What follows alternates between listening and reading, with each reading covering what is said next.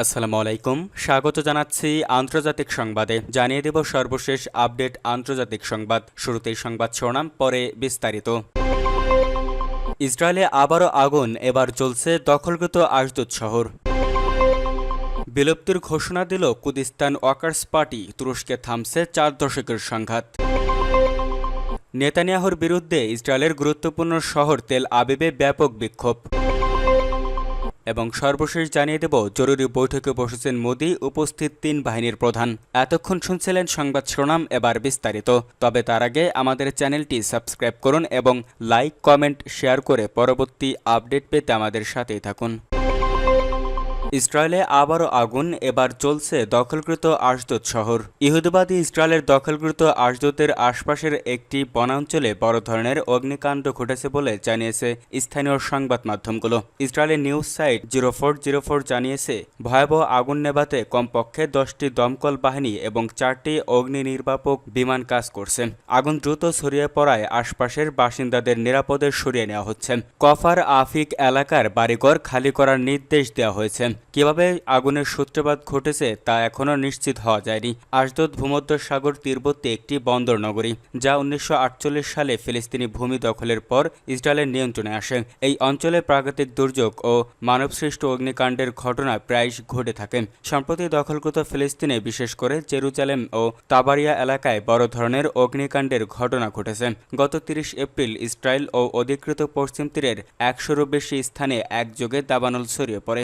আগুন নেভাতে ইসরায়েলি সরকার পার্শ্ববর্তী দেশগুলোর সাহায্য চায়, জাতীয় জরুরি অবস্থা ঘোষণা করে।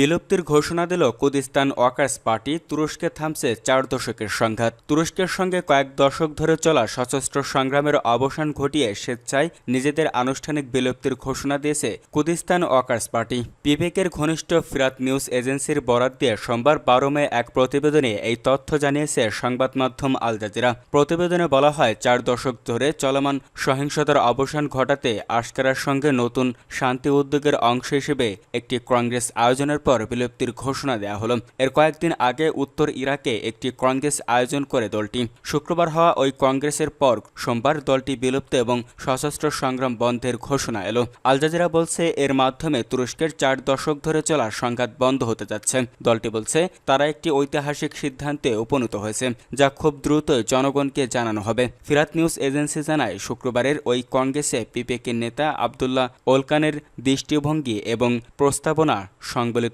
একটি বিবৃতি পাঠ করা হয়। পিকেকের বিলুপ্তির ঘোষণার পর তুর্কি সরকারের আনুষ্ঠানিক প্রতিক্রিয়া জানা যায়নি। গত ফেব্রুয়ারিতে কারাবন্দী কুর্দি নেতা আবদুল্লাহ ওয়াকালান তার অনুসারী যোদ্ধাদের অস্ত্র সমর্পণের নির্দেশ দেন। সেই সঙ্গে তুর্কি রাষ্ট্রের সাথে কয়েক দশকের সংঘাতের অবসানের লক্ষ্যে পিকেকে বিলুপ্ত করার আহ্বানও জানান। 1984 সালে কুর্দিদের জন্য একটি পৃথক আবাসভূমি প্রতিষ্ঠার লক্ষ্যে লড়াই শুরু করে পিকেকে।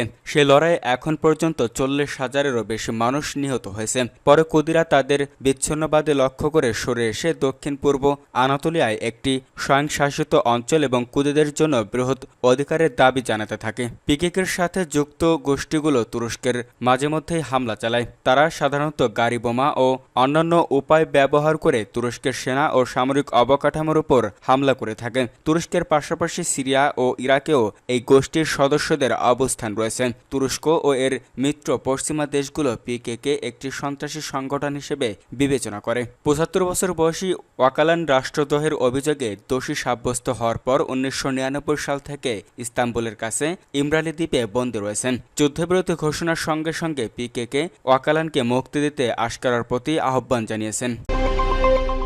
ইসরায়েলের গুরুত্বপূর্ণ শহর তেল আবিবে ব্যাপক বিক্ষোভ। ইসরায়েলের গুরুত্বপূর্ণ শহর তেল আবিবে ব্যাপক বিক্ষোভ হয়েছে। হাজার হাজার ইসরায়েলি শহরটির কেন্দ্রস্থলে সমাবেশ করে গাজা যুদ্ধ বন্ধ করার এবং সেখানে বন্দী ইসরায়েলি জিম্মিদের অবিলম্বে মুক্ত করার জন্য সরকারের প্রতি আহ্বান জানান। ইসরায়েলের সংবাদপত্র হারেজের জানিয়েছে, তেল আবিবে হোস্টেস স্কোয়ারে শনিবার 10 মে hostages and missing families forum তাদের সাপ্তাহিক সমাবেশ করে। একই সময় জিম্মিদের পরিবারের আরেকটি বিক্ষোভ ইসরায়েলি সামরিক সামরিক সদর দপ্তরের বাইরে অনুষ্ঠিত হয়। তেল আবিবের হাবিমা স্কোয়ারে আলাদাভাবে সরকার বিরোধী বিক্ষোভ হয়েছে। টাইমস অফ ইসরায়েল জানিয়েছে, বিক্ষোভে অংশগ্রহণকারীরা প্রধানমন্ত্রী বেনিয়ামিন নেতানিয়াহুর উপর ক্ষোভ প্রকাশ করেন।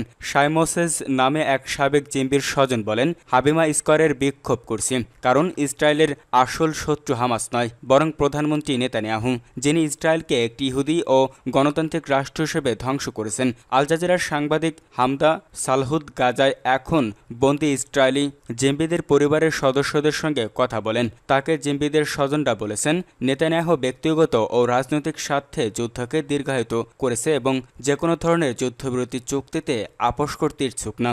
গাজায় এখনও 59 জন জিম্বি রয়েছেন, যাদের মধ্যে 35 জনের মৃত্যু ইসরায়েলি কর্মকর্তারা নিশ্চিত করেছেন।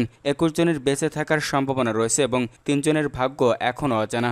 ইসরায়েলি কর্মকর্তারা বলছেন, তারা গাজায় তাদের অভিযান সম্প্রসারণ করবে এবং এখন কোনো যুদ্ধবিরতি চুক্তির দিকে এগোনোর পরিকল্পনা করছে না। তারা বলছেন, জিম্বিদের মুক্তির জন্য সামরিক উপায় সবচেয়ে ভালো, কিন্তু জিম্বিদের পরিবারের সদস্যরা এবং ইসরায়েলি সমাজের বৃহৎ অংশ সামরিক বাহিনীর এই নীতি সমর্থন করে না। এদিকে ফিলিস্তিনের গাজা উপত্যকায় ইসরায়েলি হামলায় কমপক্ষে 23 জন নিহত হয়েছেন। এদের মধ্যে বেশ কয়েকজন শিশু রয়েছেন। গাজার স্বাস্থ্য মন্ত্রণালয়ের বরাতে আল জাজিরার প্রতিবেদনে এই তথ্য জানানো হয়। উপত্যকায় মাসব্যাপী অবরোধের মধ্যে ইসরায়েল হামলা তীব্র করেছে, ফলে যুদ্ধবিধ্বস্ত এই উপকূলীয় এলাকায় মানবিক সংকট আরও ভয়ানক পরিস্থিতির দিকে যাচ্ছে।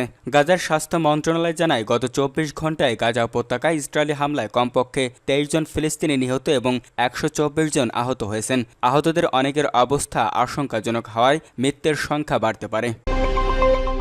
জরুরি বৈঠকে বসেছেন মোদি, উপস্থিত 3 বাহিনীর প্রধান। ভারতের প্রধানমন্ত্রী নরেন্দ্র মোদি দেশের শীর্ষ সামরিক বেসামরিক কর্মকর্তাদের সঙ্গে বৈঠকে বসেছেন। অত্যন্ত গোপনীয় এই বৈঠক তার বাসভবনে অনুষ্ঠিত হচ্ছে। সোমবার 12 মে দুপুরে ভারতীয় সংবাদ মাধ্যম এনডিটিভি এই তথ্য জানায়। উচ্চ পর্যায়ের বৈঠকের সভাপতিত্ব করেছেন মোদি। প্রতিরক্ষা মন্ত্রী Rajnath Singh, chief of defence staff general Anil Chauhan এবং 3 বাহিনীর প্রধানরা এতে উপস্থিত রয়েছেন। জম্মু ও কাশ্মীরের পহেলগামে সন্ত্রাসী হামলার জন্য পাকিস্তানকে অভিযুক্ত করে ভারত। এর জেরে কূটনৈতিক বিরোধিতা সামরিক সংঘাতে রূপ নেয়। কয়েকদিনের সংঘর্ষের পর ভারত ও পাকিস্তানের মধ্যে যুদ্ধবিরতি চুক্তির 2 দিনের মাথায় মোদির বৈঠকটি হচ্ছে। এদিকে ভারত ও পাকিস্তানের সামরিক অপারেশন প্রধানরাও সোমবার উত্তেজনা কমানোর পরবর্তী পদক্ষেপ নিয়ে আলোচনার জন্য বৈঠক করার কথা রয়েছে। এর আগে মোদির বৈঠকটি অনুষ্ঠিত হয় তা ভিন্ন গুরুত্ব পাচ্ছে। ধারণা করা হচ্ছে, এই বৈঠকে গুরুত্বপূর্ণ সিদ্ধান্ত নেওয়া হতে পারে। সূত্রের খবর অনুযায়ী প্রতিরক্ষা মন্ত্রী রাজনাথ সিং, পররাষ্ট্রমন্ত্রী S Jaishankar, chief of defence staff general Anil Chauhan এবং 3 বাহিনীর প্রধান জেনারেল উপেন্দ্র দ্বিবেদী, অ্যাডমিরাল দীনেশ কে ত্রিপাঠী এবং air chief marshal Amarpreet Singh প্রধানমন্ত্রী নরেন্দ্র মোদীর বাসভবনে এই গুরুত্বপূর্ণ বৈঠকে অংশ নিতে নির্ধারিত সময়ের আগেই উপস্থিত হয়েছে। এছাড়া জাতীয় নিরাপত্তা উপদেষ্টা অজিত ডোভাল, পররাষ্ট্র সচিব বিক্রম মিস্ত্রি, ইন্টেলিজেন্স ব্যুরো প্রধান তপন ডেকা এবং রিসার্চ অ্যান্ড অ্যানালিসিস উইং প্রধান রবি সিনহাও এই বৈঠকে অংশ নেন।